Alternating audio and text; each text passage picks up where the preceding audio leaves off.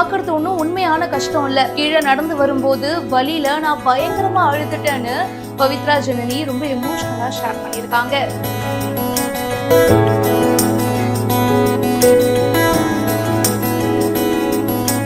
ஆனா எல்லாமே சிவனுக்காக தானே அப்படின்னு சொல்லிட்டு இந்த போஸ்டர் பதிவு பண்ணியிருக்காங்க.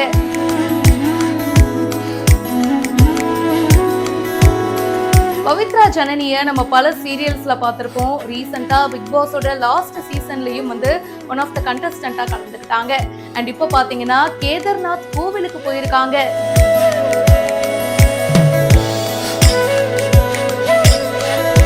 கேதார்நாத் கோவிலுக்கு ட்ரெக் பண்ணி போறது உண்மையிலேயே ரொம்ப கஷ்டமான விஷயம் தான். 16 கிலோமீட்டர் பயணங்க 11,755 ஃபீட்ல இருக்கு. சோ ஏறி மறுபடியும் இறங்கி வரணும். சாதாரணமா இந்த ட்ரெக்கிங்க கம்ப்ளீட் பண்றதுக்கு பாத்தீங்கன்னா 6 மணி நேரத்துல இருந்து 10 மணி நேரம் வரைக்கும் ஆகலாம். ஒவ்வொரு இண்டிவிஜுவலோட கெப்பாசிட்டியை பொறுத்து தான் அது. சோ இந்த ஒரு ட்ரெக்கிங்க பவித்ரா ஜனனி சூப்பரா கம்ப்ளீட் பண்ணிருக்காங்க. ரொம்ப கஷ்டப்பட்டு தாங்க இந்த ட்ரெக்கிங்க முடிக்க முடிஞ்சது. நீங்க இந்த வீடியோல பாக்குற மாதிரி கஷ்டமே இல்லாமலாம் ஒண்ணும் பண்ணல. பயங்கரமா கஷ்டப்பட்டேன். ஆனா இந்த வீடியோல அது இல்ல. ஆனா அட் லாஸ்ட் கோவிலுக்கு போயிட்டு சாமி தரிசனம்லாம் முடிச்சிட்டு மறுபடியும் இறங்கி வரும்போது வலியில பயங்கரமா அழுதேன். இருந்தாலும் மன நிறைவா இருந்துச்சு. இந்த பயணம் என்னோட வாழ்க்கையில ரொம்ப முக்கியமானது அப்படின்னு சொல்லிட்டு பவித்ரா ஜனனி ரொம்ப எமோஷனலா ஷேர் பண்ணியிருக்காங்க. நம்மள பல பேருமே அதை ஃபீல் பண்ணிருப்போம்ல. நம்மளால இது முடியவே முடியாது அப்படின்னு நினைப்போம்.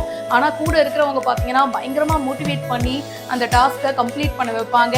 முக்கியமா பாத்தீங்கன்னா இந்த மாதிரி பிசிக்கலா நம்ம நடக்கிறது, அதுக்கப்புறம் இந்த மாதிரி ட்ரெக் பண்றது, இதெல்லாம் முடிக்கும் போது நம்மளால எவ்வளவு முடிஞ்சிருக்கு பாரு அப்படின்னு சொல்லிட்டு ஒரு கான்பிடன்ஸ் கிடைக்குங்க. அந்த எனர்ஜி வேற மாதிரி இருக்கும். இந்த வீடியோ பத்தின உங்களுடைய கருத்துக்களை கமெண்ட் செக்ஷன்ல சொல்லுங்க. மேலும் பல இன்ட்ரெஸ்டிங்கான விஷயங்களுக்கு இப்பவே பிஹைண்ட் ரூட்ஸா ஃபாலோ பண்ணுங்க.